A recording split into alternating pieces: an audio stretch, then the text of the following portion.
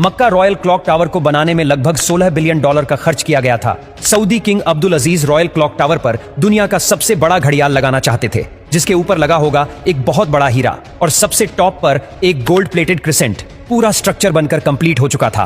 अब बारी थी इस स्ट्रक्चर के ऊपर दुनिया की सबसे बड़ी घड़ी बनाने की। इस काम को अंजाम देने के लिए जर्मनी की पैरेट नामी कंपनी को सिलेक्ट किया गया, जिनको इस काम में 165 सालों का एक्सपीरियंस था।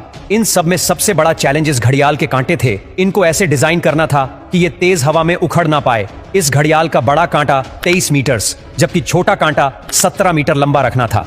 यूं समझ ले कि बड़े कांटे को अगर सीधा खड़ा किया जाए तो ये ऊंचाई में 5 स्टोरी बिल्डिंग का मुकाबला कर सकता है। 600 मीटर की ऊंचाई पर हवाएं 200 किलोमीटर पर आवर से भी ज्यादा तेज चल सकती है, जो इस कांटे को बड़ी आसानी से उखाड़ सकती है। आखिरकार घड़ियाल के कांटों को स्पेशल कार्बन फाइबर मटेरियल से बनाने का फैसला किया गया, क्योंकि कार्बन फाइबर एक लाइट वेट मटेरियल है, लेकिन यह स्टील से भी ज्यादा मजबूत होता है। स्टील की कंप्रेशन स्ट्रेंथ यानी दबाव बर्दाश्त करने की ताकत ज्यादा होती है और वो प्रेशर पड़ने पर मुड़ सकता है, लेकिन कार्बन फाइबर प्रेशर पड़ने पर मुड़ता नहीं है।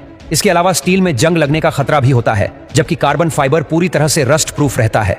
मक्का क्लॉक टावर के लिए 4 नहीं बल्कि 5 कांटों के सेट बनवाए गए और एक स्पेयर में भी बनवा कर रखा गया।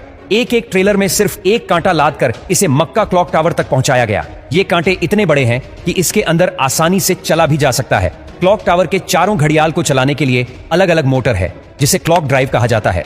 लेकिन यहाँ पर भी एक एक्स्ट्रा क्लॉक ड्राइव पहले से क्लॉक टावर में इंस्टॉल की गई है, ताकि कभी खराबी की सूरत में फौरन रिप्लेस किया जा सके। इस घड़ियाल में एक मेंटेनेंस स्विच भी लगाया गया है, जिसे दबाते ही कांटे बिल्कुल सीधे हो जाते हैं और मेंटेनेंस वर्कर्स इसके अंदर जा सकते हैं। इस घड़ियाल के रंग को सिलेक्ट करने के लिए भी काफी सारी रिसर्च की गई। रिसर्च करने के बाद ग्रीन कलर की एलईडी लाइट सिलेक्ट की गई। ग्रीन कलर इसीलिए सिलेक्ट किया गया क्योंकि ग्रीन कलर में 8 किलोमीटर दूर से देखने पर भी टाइम सही से नजर आता था। इस क्लॉक टावर पर हैरत अंगेज तौर पर टोटल 20 लाख एलईडी लाइट्स लगी है। हर एक एलईडी एक दूसरे से 4 इंच के फासले पर लगी है। इन 20 लाख एलईडी को भी स्पेशली मक्का के गर्म मौसम को नजर में रखते हुए बनाया गया, जिसमें 1 साल से भी ज्यादा का वक्त लगा।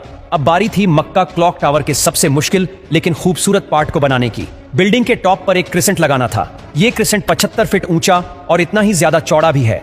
लाइट वेट रखने के लिए इसे फाइबर ग्लास और कार्बन फाइबर को मिक्स करके बनाया गया, पर फिर भी इसका टोटल वजन 35 टन के करीब है। क्रिसेंट और घड़ियाल के ऊपर हीरे को बनाने की जिम्मेदारी जर्मन कंपनी रीवा को दी गई। जानकारी के लिए बता दे कि इस घड़ियाल को दुबई में बनाया गया और फिर बाद में उसे मक्का ट्रांसपोर्ट किया।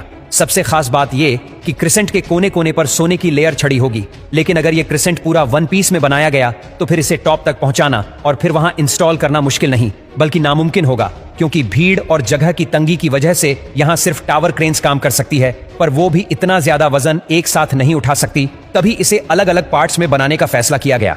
इस क्रिसेंट पर गोल्ड की लेयर चढ़ाने के लिए करीब 10 करोड़ मोज़ेक टाइल्स के पीसेस चिपकाए गए, जिन पर सोने की लेयर छड़ी हुई थी। हर एक मोज़ेक टाइल्स को बारीकी से बनाया गया और फिर इनको 2x2 सेंटीमीटर के ब्लॉक में काटा गया। ये पूरा क्रिसेंट भी दुबई में तैयार किया गया और फिर फाइनल टच देने के बाद इसे मक्का भेजा गया।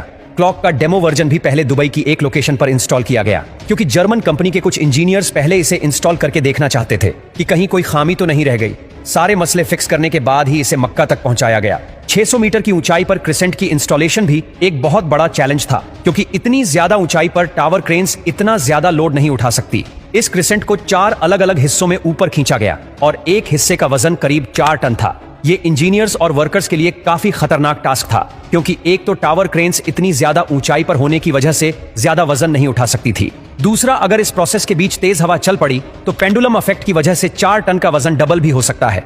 फिर वही हुआ जिसका डर था। ठीक उस वक्त जब क्रिसेंट का एक हिस्सा हवा में था, तब अचानक हवा चल पड़ी। आखिरकार कुछ वर्कर्स ने इसे रस्सियों से पकड़कर हिलने से रोका और फिर इसे पोजीशन में लाकर फिक्स कर दिया गया। इस क्रिसेंट में टोटल 3 फ्लोर्स हैं, एक ऑफिस, एक मीटिंग रूम और एक मस्जिद, जो कि मैन मेड स्ट्रक्चर पर दुनिया की सबसे ऊंची मस्जिद है।